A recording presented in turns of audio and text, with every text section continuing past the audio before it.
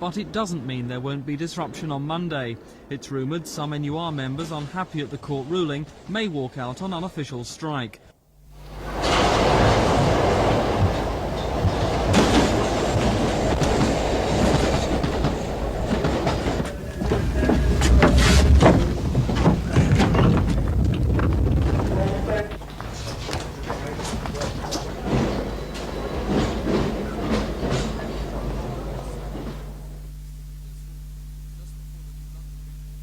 Say there's been a dramatic increase in the problem and lives are being put at risk.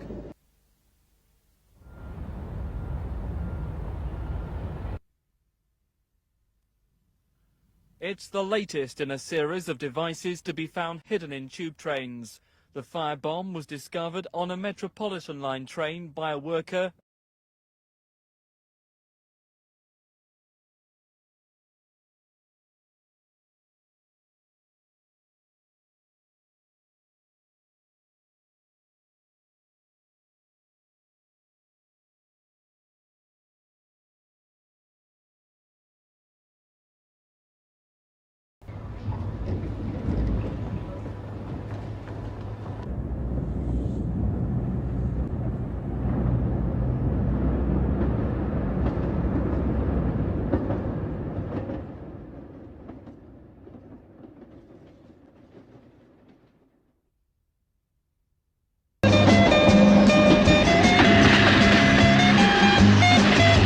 Baker Street is one of the largest stations on the whole Underground, with no fewer than 10 platforms, 4 of which are for the Amersham, Watford and Uxbridge trains of the Metropolitan Main Line.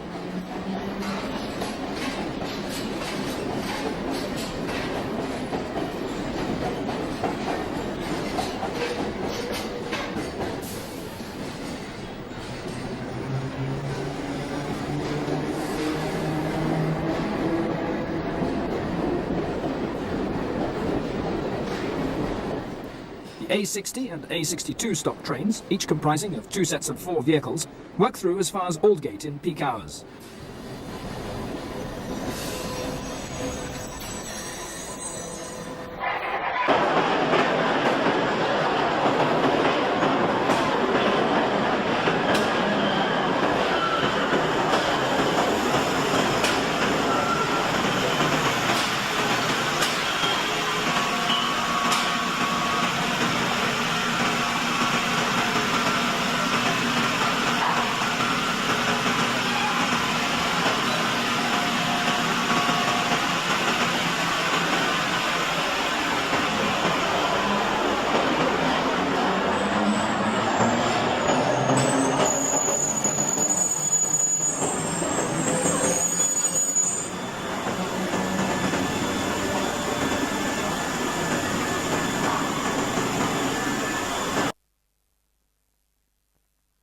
For quite a few top people in this particular line of business.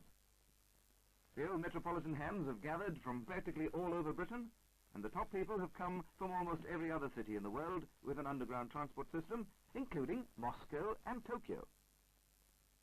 Here's somebody, Mr. and Mrs. Manser. Anthony Bull, member of the board, being welcomed by A.J. Webb, chairman of the Centenary Arrangements Committee.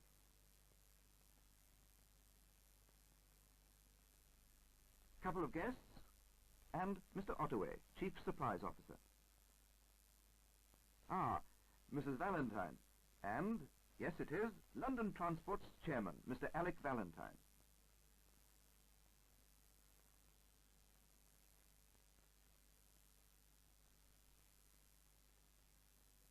Guests of honour, the Mayor and Mayoress of Willesden, Alderman and Mrs. Piddington.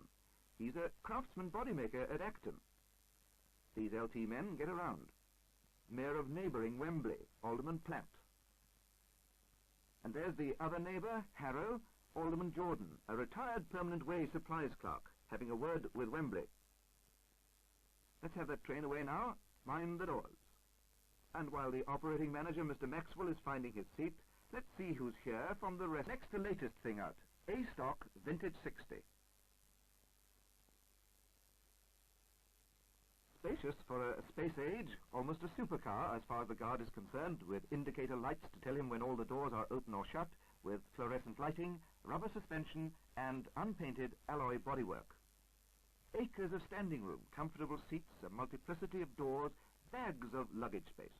A multi-purpose compromise designed for short-distance city workers as well as for long-distance shoppers and late-night theatre goers, and a far enough cry ramifications.